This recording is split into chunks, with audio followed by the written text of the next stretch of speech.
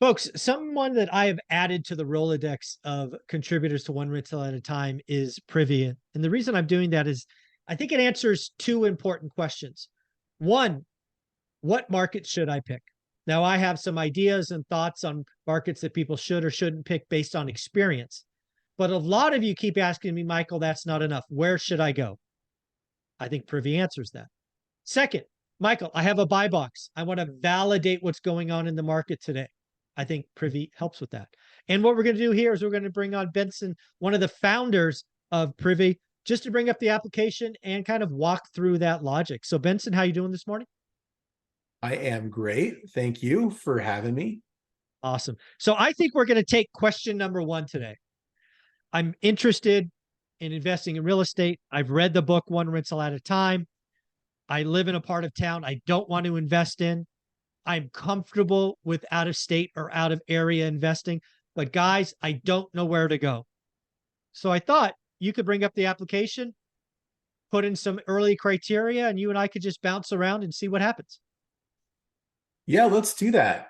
Can I ask, did he say what market he lives in that he doesn't want to invest in? Oh, I don't know. I always pick on San Diego, right? San Diego's too expensive. It doesn't cash flow. Yeah. That's what I usually say. So let's just Okay. assume. All right. Let's just assume he's in a bad market like that. So the easiest way to do this, you guys, is to think about where the best data is available for you to be able to analyze deals. I would suggest that you try to line up a few different things when you're trying to decide which market to go in. One of the things that Privy has above and beyond our competitors that we do negotiate direct to MLS data contracts. So wherever you see the blue on the map is where that data is already live. We just launched like 3 new markets: Albany, South Carolina, a couple of the ones I saw that were launched, wherever you see the blue. Now, if you can get those areas and you have an understanding of where those markets are, and then you can line that up with where the data tells us that we can get good cash flowing properties, then now we can check 2 boxes. Right. And the other reason why I asked about did he say where he lived is because that third checkbox is you actually might happen to live in that market too. So if you get those 3 checkboxes to line up, then you got way more working in your favor than if you just had one. Yeah. I couldn't Now, agree more. I want to poke at number 3 because again, I've gotten this question enough times where I think pulling up this map, using the data sources, put in the criteria like we're about to do, but we're going to get a bunch of markets is my guess. I suggest people go the next level on 3. Like if you live there, that's great. But let's say you're again in San Diego, and I'm going to guess San Diego doesn't have 10 caps, rolling around. Maybe go with where's my family? Where are my friends? Where might I have a leg up on infrastructure? And then if you don't have that, where might I get introductions to people that can help me? So this is about, this really does for me come down to step 3. Don't chase. I always say don't chase cheap for cheap's sake. It's about the yeah, team, right? A great team could do okay in an okay market, but a great market falls apart if the team's not there. agreed. Agreed. And I would also say too, qualify like what that infrastructure is, Mm-hmm. how qualified they are, and what they do for you. If Yep. it's Uncle Joe and you can drive by the property every now and again, that's great. But it would be better for you if you had an investor friendly agent who maybe even does their own deals Yes. on the market in an area. And that's why I think the direct to MLS is valuable, is because we know who those agents are. Hmm. I like it. So let's go ahead and take a look here. We're going to click the filter here at the top, and this is going to be a high level filter where we're just going to look for properties that are rentals where they're getting them at a, say, 10% cash on cash return. Okay. Now, This Michael, ought to be I'm fun. actually curious, in your experience, Mm-hmm.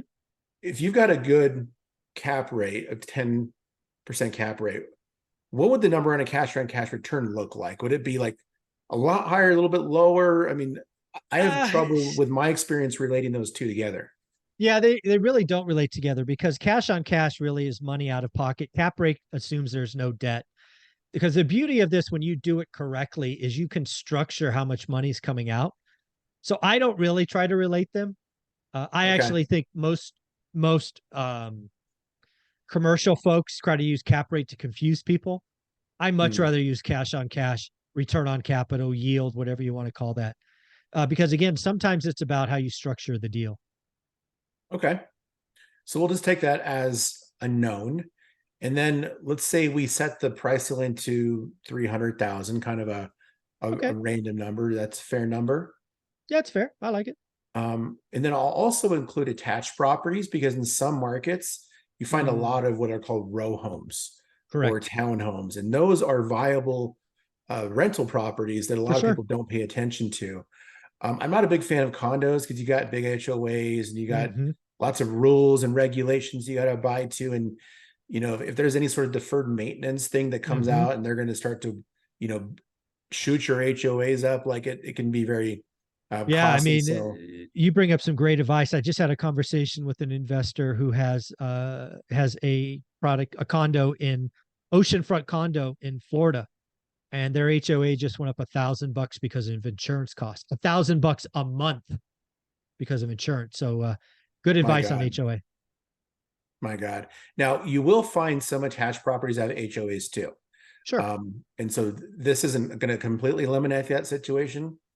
However, I do like to include that because a lot of some of the cities in the Midwest where you get good cash flow, like Philadelphia, that's more East Coast, but Mm. Philadelphia, Baltimore, Cleveland, Yep. Kansas City, Indianapolis, St. Louis, row homes, and I like it. you can get them for a lot less expensive than a house that's SFR. Okay. Good So let's advice. set this to 10. And this is adjustable, right? This is just a Yeah. first pass. So let's go ahead and choose these properties here. We'll click run search. This ought to be And this is interesting. just going to plot on the map where those areas are at. So wherever we see larger blue circles with higher numbers are areas where there's more viable opportunities based off of the comps, right? We're not looking for deals Yeah. potentially just yet. We're just looking for areas. Yep. And so could you find an opportunity in Wyoming? Would you want to go set up camp there and build your infrastructure? Well, no, because there's not a bunch enough there to provide consistency and predictability in your business is what you want. I So totally you want agree. to avoid the areas that have no blue and the ones that have low numbers. Yeah. Um, and if we scroll over here to the Midwest, like I mentioned, like some of these areas just really start to jump out. Um, one of the areas that's pretty popular, it looks like Chicago, Hmm. which is surprising to me because that's such a landlord non-friendly state Hmm. and the taxes are ridiculous there that a lot of people don't do rentals. But look at all of these rental properties. Yeah. Look, I think 315 is actually going to be Gary, Indiana. I don't think that's in Illinois. I think that's Indiana. Just guessing. Yeah, if we zoom in a little bit more, it gets a little bit more clarity here.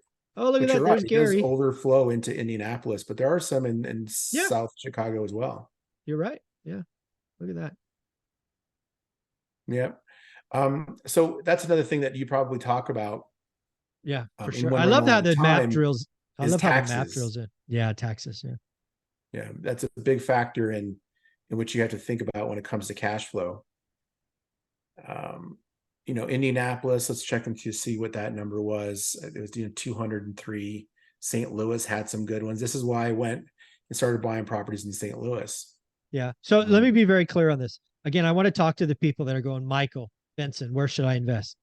Just because there's 477 or 203 or 315, I am not blessing for you to invest there carte blanche. This is a start. This is like having a metal detector. This is like if you like St. Louis and you have some infrastructure, maybe you went to college there, like my wife, and you have some friends there that are still. It's just a place that you're going to dig. You may still dig into it, find a bottle cap versus a rare coin or a watch, but this is a first. This is an important and a critical step, but it is the first step. I just want people to realize that. it is important. And I will tell you, remember earlier I told you about seeing if you can find stuff in high investor activity areas as well as direct to MLS areas.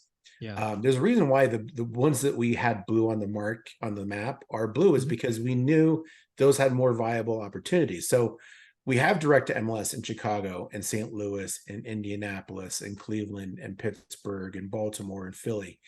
Those are why those are blue in the first place. So we didn't just randomly pick those. We prioritized those as markets we wanted to go and get the best data that was available for you because we there's just more activity. Like Yep. look at Louisville, right? There's a little bit Mm, of activity there. We don't have direct to MLS data there. We mm, likely will in the future, but it's just right. not a priority for us. So that's how you want to view it too. I like it. I So like it. let's Can you jump go? in and look at Yeah. Can you actually go out again? Go out one more time for me to the so I can see the entire country. yeah. Thank you.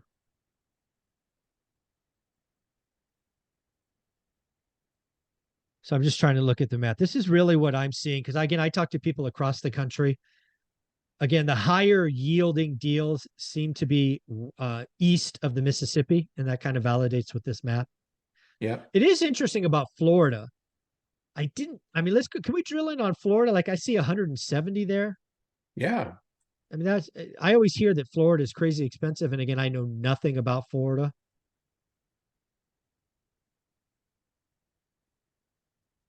Yeah. So that Okay, 170 it broke up.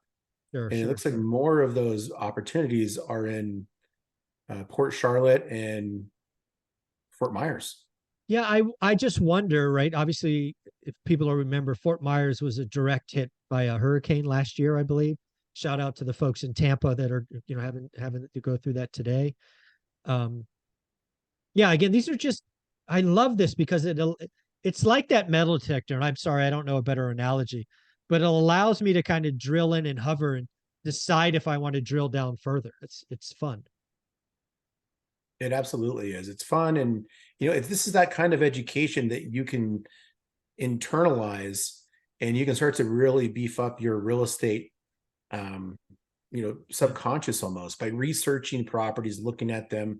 When you look at these properties, you pretty soon are next to become a local market expert. It makes it Yep. easier to decide what a deal is because you've done your practice. But this isn't any information you can learn from, like a book or a podcast, or I mean, Mhm. this podcast you can because we teach it. Yeah. But in general, most of those education sources are teaching you philosophies and theories and high level systems and No. processes, Yeah. not like what is a deal in Fort Myers, Yeah. Florida, right? Yeah, folks, you've heard me over the last couple of weeks announce a 10-week boot camp that I'm going through. And we're going to start day one is going to be what kind of markets. I get a lot of people asking me what markets. The reason Privy is here and the reason we brought him on 3 or 4 months ago was because it provides an answer for that, right? It allows people to kind of poke around. So if you're in the boot camp and you don't know where you're going to invest, Privy can help you kind of pick a market because we are going to go deep. We're going to get a buy box. We're going to do all those things. If you're just interested in real estate investing and not sure where to go, Privy can help. Benson, what kind of goodies do you have for folks, and where should they go to check out more? Oh, awesome. Well, you guys can go to the link. We're going to put it in Show notes. show notes, and you're going to use promo code ORAT, ORAAT, I love to it. get a discount that Michael is offering you guys because he just loves you. And we want to support the group. And so if you decide you want to come on board, we've got a 30-day money back guarantee. We've got a really good special right now on the annual plan. So we'll take 30% off the annual plan. That brings that price down to 1252 for the year. Hmm. Or if that's not currently in the budget or doesn't make sense for you right now, enter that promo code ORAAT as well, and that'll bring that price for your first month down to $119, and then it's going to be normal price of $149 a month after that. But the value is here. It absolutely is here. Absolutely. You just got to use the tool, Yeah, you right? got to use the tool. We'll talk a lot about this in the boot camp because, again, it's about repetitions and discipline. And just like, having direct access to the MLS is where the value is in this. And like you showed, you have pictures and agents, and you can compare properties. This is all kinds of stuff we're going to get practice at in the boot camp. Exciting. Awesome. Well, Vincent, I got to go. I got to run one more time. What's the website? It's getprivynow.com/, your link there. So we'll put that link in the Absolutely. show notes. So you go ahead and click that so that you get the proper deal, and then you're going to use promo code ORAT. There you go. I will put in the show notes, folks. Again, where can you get a 10% yield? Privy just showed you. Thanks, buddy. Thank you.